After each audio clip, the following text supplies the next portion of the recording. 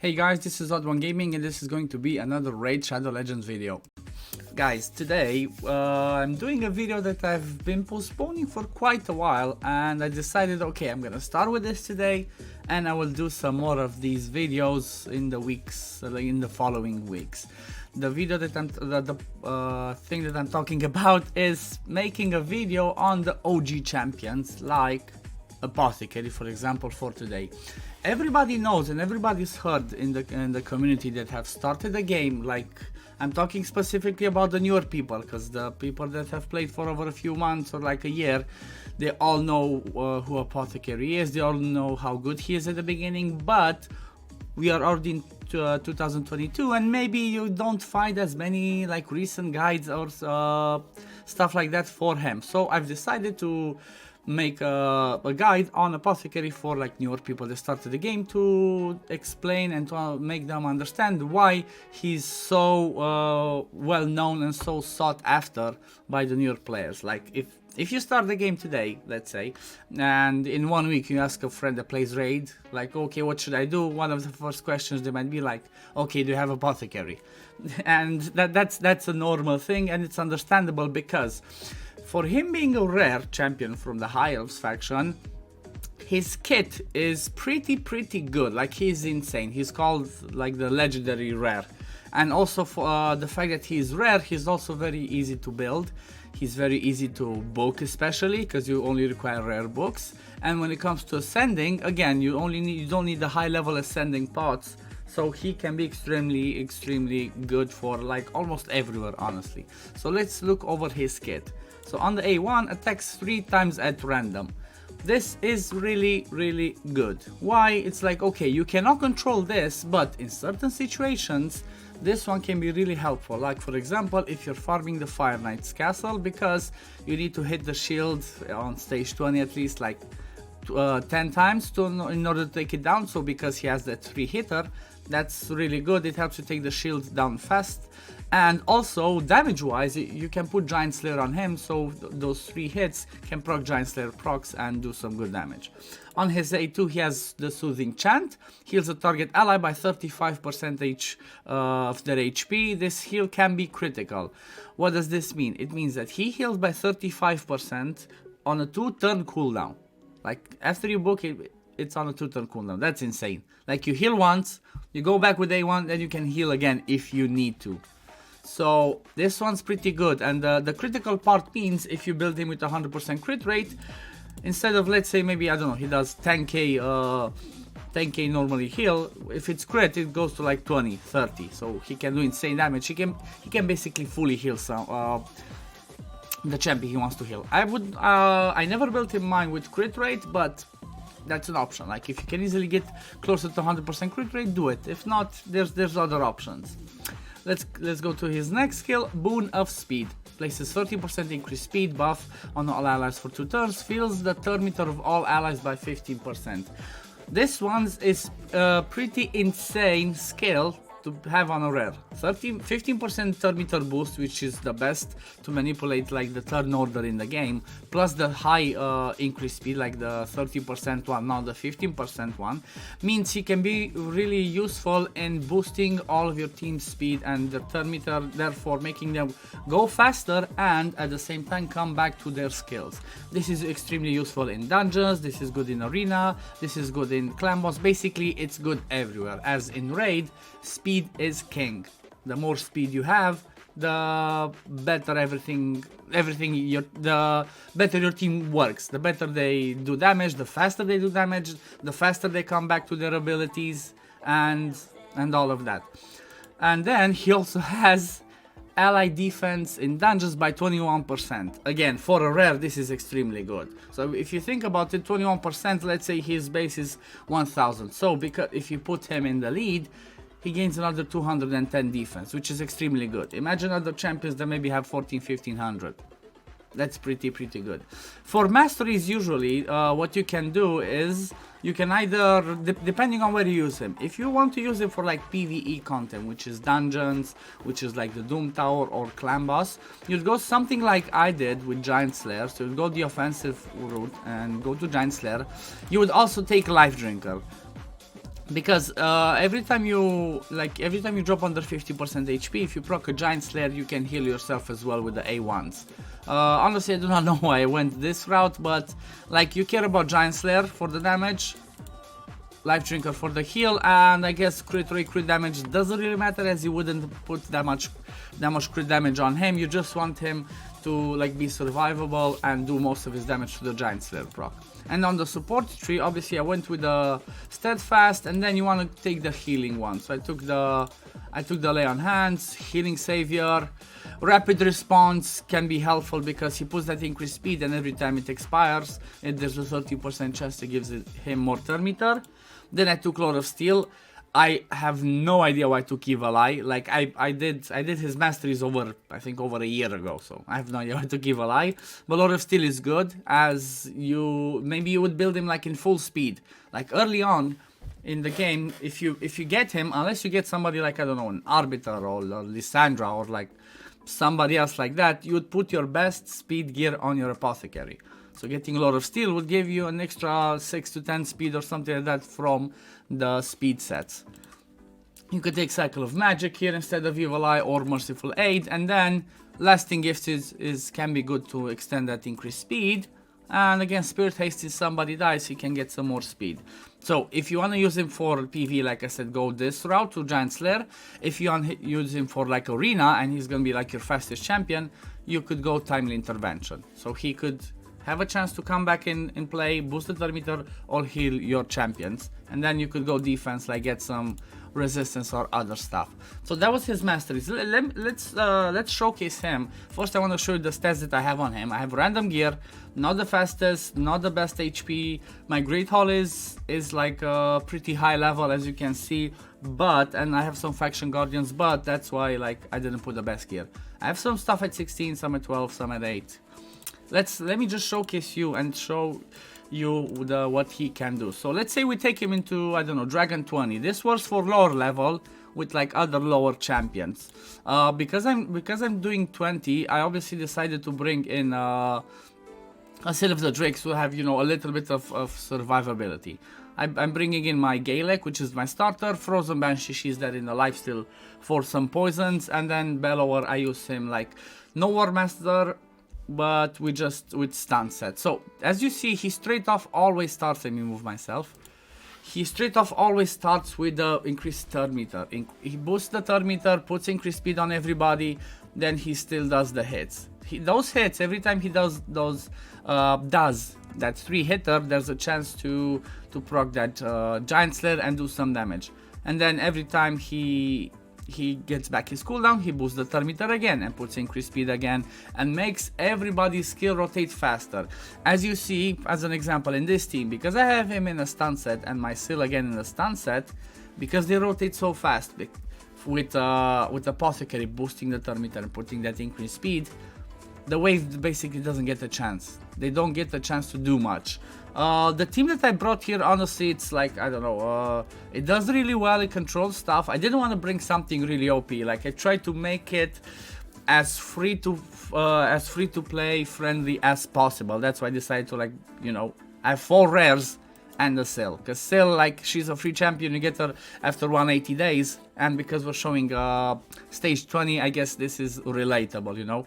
Again, a Bellower, it's okay, I understand he's a Void, but he's a Void rare, so maybe by 180 days, or like 210 days, you might have a Bellower, but it doesn't have to be Bellower. It can be any other champion that does some sort of control. Frozen Banshee doesn't have to necessarily be Frozen Banshee. It can be some other champion that maybe does poisons, or it can be any other champion that comes in here, survives, and you can kill the dragon with War Master procs, or for example, you can bring a let's say Royal Guard if you get one, or like a Septimus, or like a Cold Heart, so you can bring enemy max HP. So for those ones, there are different options, but as you see, everything goes so well, and like they barely get a turn. Every time Apothecary comes back, boom, A1's quick hits, then he boosts the turn meter again. So everything is moving slowly. It takes a little bit, obviously, because I didn't re-gear the champs. I just looked, okay, whatever gear, do you have some gear on? Yes, let's do it.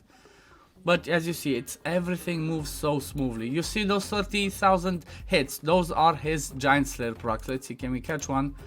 Next. Okay, next one, let me see, move, okay, and now, let's see, yep, 30, see, that's 30,000, that 30,000 hit are just the giant stairs from him. He barely takes any hits, now because we take some hits, see, he did that 17,000 heal, he's extremely good. Like on this, in the same principle, he can be useful for, honestly, I've used him in every single dungeon. I've used him in Ice Golem, I've used him in Spider, I've used him everywhere else. For Ice Golem, obviously he's gonna be really good because you take some big hits from the Golem and he can be really useful to heal us back up. As you have the two ads as well that attack us and the boss itself. So after this one, I'm gonna run and show you the same thing using him in the Fire Knight, but I'm not gonna do the whole run because it's going to take about like actually I'm gonna show you a recording. I'm just gonna send the team again full auto, make it a little bit like go faster and show you his power in the Fire Knight. And then the same thing, I want to show you a team that he can be helpful a lot in Spider. So as you see, 3 minutes 31, look at the heals, he's done lots of heals, he even did some damage. Look at this, 383,000 compared to like the other ones. Like he did more than Bellower, to be fair, but like Bellower doesn't have War Master, so I guess that's fine. So you can use him there for the Spider as an example. If you go on a stage that's like Force Affinity, you can choose to make him be the stun target because he can get really good tanky stats. So let's say if we go to stage 20 over here, I tried this one, I just tried some random stuff. I tried to make it as free-to-play friendly, I guess, like, you know, lots of damage, AoE HP, but you can preset this one to make it easier. Like I could preset it, actually, you know what, let's just do a quick preset and get that one sorted. Let's see, so 1, 2, 3, 4, what am I missing? I'm guessing Bellower is in the vault 5, okay. The only thing that I want to make sure I preset is this one. To make as a priority, so he always does the HP burn, otherwise it takes a while. To be fair, my helmet is gonna do a lot of damage, so this is not gonna be the craziest and best showcase, but it's gonna be the same principle. He's gonna bring the defense because he's in the lead. He's gonna bring us our boosting the turn meter because let's say, okay, we already have the increased speed from helmet, but he boosts us to go faster, to go ahead. See, because we have 2 stunners, actually 3 stunners in here, we place those stuns. Everybody rotates back to their skills. We start killing some of them. As soon as we come back to Apothecary, he starts boosting the turn meter again, and we pushes everybody forward. If you bring, let's say, if you do not have enough control, like if you do not use enough stuns, or if you want to try a different tactic, you can even try and make a combination for Spider with Apothecary, and let's say maybe you already have your Drexar. On level 20, Drexar is wrong affinity. You could use a Drexar to be the one tanking the hits. You wouldn't stun the Spiderlings though, you would let Drexar get hit, because that's the way he would place his HP burns. You would make Drexar with lots of defense, like not too high HP, let's say maybe like 35,000 HP, and like maybe like, I don't know, 5k defense, and you would have your Apothecary constantly healing him. Because the way that I have my Apothecary now, like I said, I didn't want to put crazy gear, he's only 221 speed. Let's say in that situation you get your Apothecary to be, I don't know, 250, 260, he would have the best speed on your account, as maybe you don't have an Arbiter yet, and you still want to pass and do that mission. You get your fastest speed on him, make sure you have like enough HP on him so he doesn't become the target himself, and he would constantly heal your Drexar and make sure this team would work for you. For turn meter control, you could bring an Armiker in this team. If you have a Cold Heart, you would bring a Cold Heart to do a little bit of damage. So for all of the teams that you would use in all of the dungeons, Apothecary can be really helpful to make sure you get your skills out, you come back to them faster. He brings you good survivability with those good heals. Like if you don't have Seal yet, he's gonna obviously be an MVP for you. If you have Seal as well, that's gonna be a good combo to have together. Both of them do some good heals. If somebody becomes critical, Seal only heals by a small percentage. If somebody becomes critical, guess who's gonna save them? Apothecary is gonna come with that big heal them back up, and you're gonna be good. Or if somebody dies and you have another reviver that maybe doesn't heal, You revive them, Apothecary heals them, boosts their meter, and keeps the whole team flowing and going. Okay, this one's taking a bit. I'm just gonna show you at the end, because it's not going as we wanted. So I'm gonna show you at the end. Obviously it takes a bit, but you can min-max this stuff on your own account. Okay, and we're done. So as we see again, he didn't do much of the damage or like too many heals, but the thing is, he kept your team going. He kept your team moving forward and forward to get it to do it. It took a little bit longer because my helmet is in my Fire Knight team. So if you try to do something like this, you would drop some of the damage of the AoE people. Anyway, I'm gonna play after this one. I'm gonna play with the Fire Knight team, and then we're gonna come back and like end this video. Be right back, guys.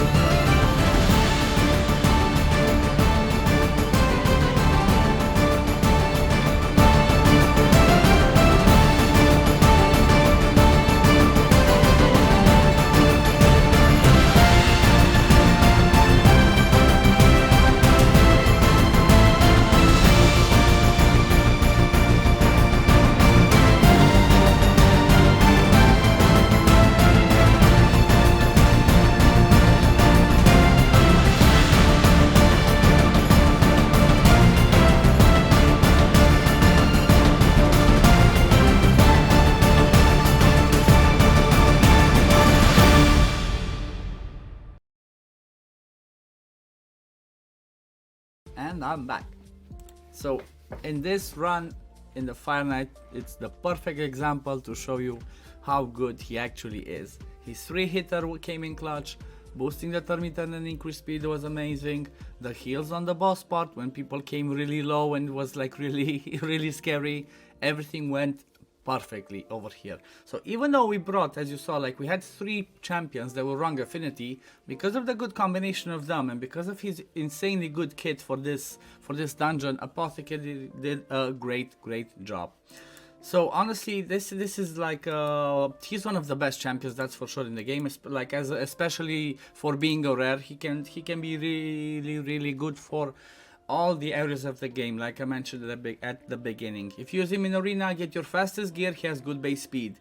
Get your fastest gear on him to be your first speed booster. He can be really good for your dungeons.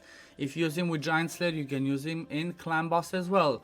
there's comps called the White Whale where it uses him and High Cartoon to go on a 2-to-1 ratios to do Brutal and Nightmare, look like close to 1 key. So there's there's no place in the game, like especially early mid game, that you cannot use Apothecary. You can even use him when you get into late end game, unless you have, like, I don't know, like me, you have all the Sifis, all the Arbiters and stuff like that. He will still come in your teams end game. If you don't have, I don't know, dupe Arbiters like I have and Sifi, you can use him in one of your 3v3 teams to be your second, like one of your speed boosters. So this will be it for this video today, guys. I know I rambled a lot, but Apothecary is a really good champion and he deserves to have like a proper spotlight, a proper guide, showcasing what he can do alongside like some, you know, free-to-play options like my starter champion and stuff like that. And I really wanted to emphasize this and show you guys what Apothecary can actually do.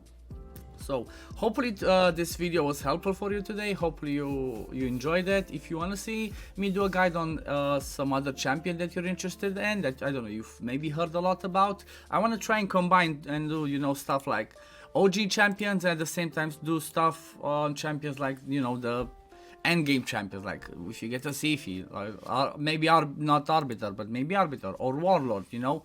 I want to try and do different spotlights and different guys. Anyway, I will leave it here for these guys. Hope you enjoyed it. Leave a comment down below with, I don't know, who do you want me to do a guide on next. And if you enjoyed the video, leave a like, subscribe if you want to, and I will see you on the next video. Peace. Love you all, guys. Take care. Bye, guys.